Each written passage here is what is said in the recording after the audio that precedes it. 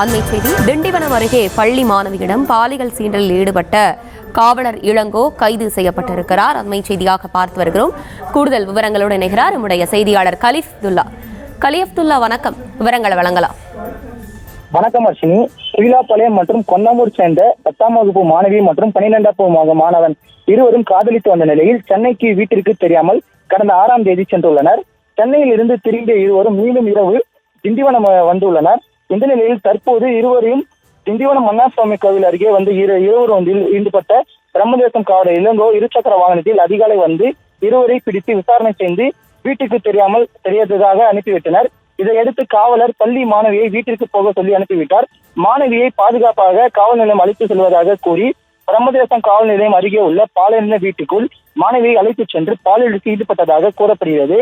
இதையடுத்து அதிகாலை மாணவி வீட்டுக்கு அழைத்துச் சென்று பெற்றோரிடம் ஒப்படைத்துள்ளார். அப்போது மாணவி பெற்றோரிடம் காவலர் தன்னிடம் பாலியல் சீண்டப்பட்டதாக தெரிவித்தார். இதை கேட்டு அதிர்ச்சி அடைந்த பெற்றோர் ஏற்கனவே மகளை காணவில்லை என புகார் அளித்த நிலையில் தொடர்ச்சியாக இந்த புகாரும் அளித்துள்ளனர்.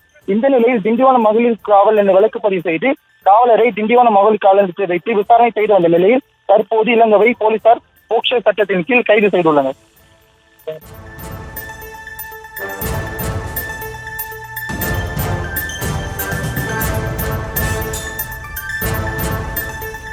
விவரங்களை வழங்கியமைக்கு நன்றி கலிஃப்துல்லா.